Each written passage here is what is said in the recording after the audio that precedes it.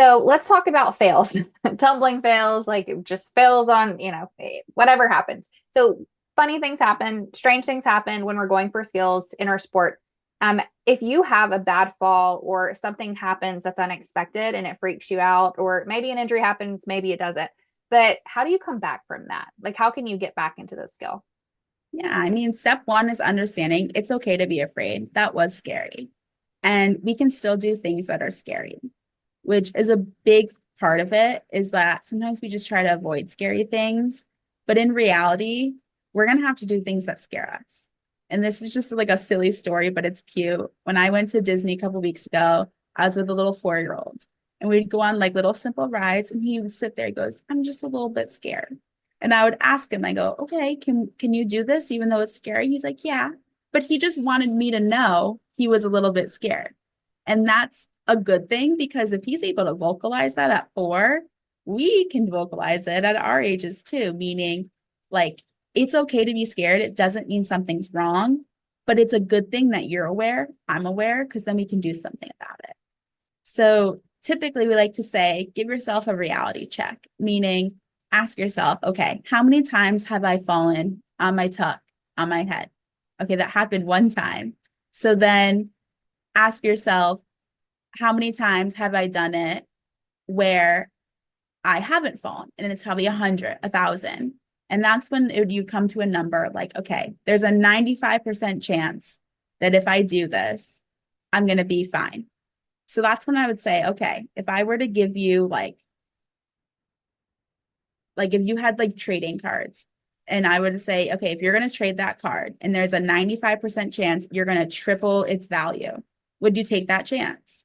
They'd be like, duh, right? Or it's like, yeah, of course I'll do that.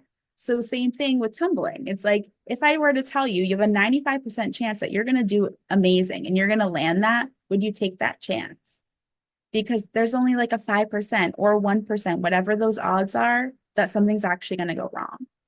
And the even cooler part is something may have gone wrong, like say that you had a fail already, you're still tumbling. So it means it couldn't have gone that wrong. So meaning we're gonna fall. That's part of the sport.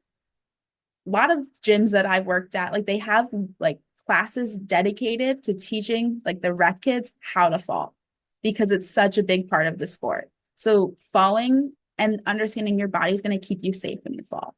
The only instinct I would say you want to override is that reaching back instinct when you're falling. Other than that, your body's going to protect your brain. It's going to keep you safe. And so trusting that falls are going to happen, but you're going to be safe about it and realizing in reality, what are the chances of this actually happening?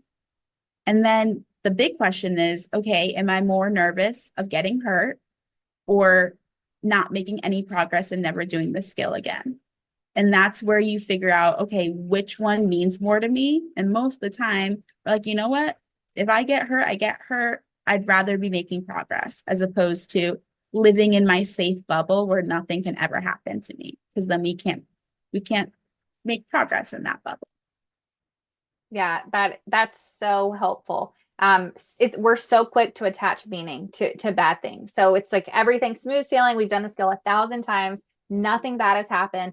Then all of a sudden, one crazy rep happens, we slip or whatever, and it's like that. Oh no, now that means something bad from now on, right? That one rep holds all the weight. Forget about all the other good reps I've done in my lifetime. Like let's just focus on this one.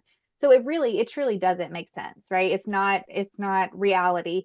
And so if you kind of give yourself that check, it makes it easier to judge. It's like, that was weird. That was crazy, right? And then just go back to what works. And that was another point that I wanted to make too, is like changing the way you like what you believe when you make a mistake.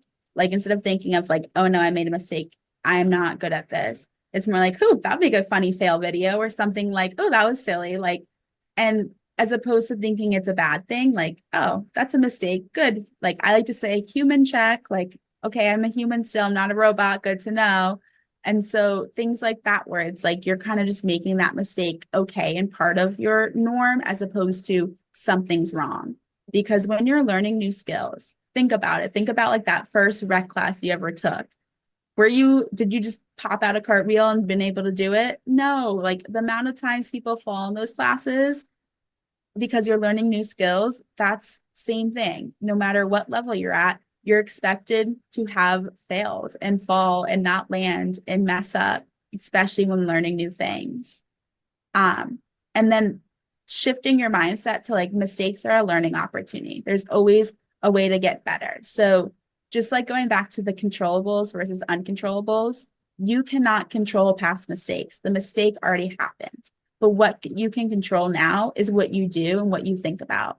So realizing, okay, well, here's just an example of like one of my athletes was doing a front handspring front tuck in a routine and totally over rotated to her hands. And so after we got off the floor, I told her I was really proud of her. And she was like really confused. And I was like, well, that was one mistake. You killed it in the rest of the routine. You didn't let it affect you. And I know you're not going to make that mistake again. She's like, you're right. Because now she knows what happened, how she over rotated. Like, hey, this was her first competition. I'm going to go hard. And she went too hard. So she learned from her mistake. So then, did we take that tumbling pass out of the routine? No, because we know she could do it. It stayed in, and that mistake never happened again. She never over rotated that way because she realized, okay, I have to find the perfect amount. And she learned from that and grew from that and was an amazing athlete because of that little hiccup. Yeah, I love that. So I don't use this example when I'm talking to my gymnasts and cheerleaders because they like it's like, oh, don't say that. But to like baseball, like the other athletes we work with in other sports, like one of the phrases that I use very often is like win ugly, right? And I that phrase, and it's not necessarily about winning, and you don't want to do a sloppy, messy job because that's not going to give you your best results. But the idea behind that is sometimes things are just going to happen. Weird things happen. Music's going to skip. Like you're going to trip. I had a similar story with one of my gymnasts where she went to do a running pass, tripped on a seam, or I don't even know what she tripped on, but just face planted right in the middle of her beautiful routine and got back up, kept going, whatever. We talked about it in the session, but things like that happen. It's okay. It's just how do you get back up and keep going and accept that don't dwell on that one bad thing that happened. And if you're dwelling on it, it means that your standard was perfect and you can't be perfect. And so that's going to negatively impact the rest of your day as opposed to like, that was weird, right? Or that was silly, or that was funny, and just move on and get right back into what you were doing before, staying focused. So Exactly.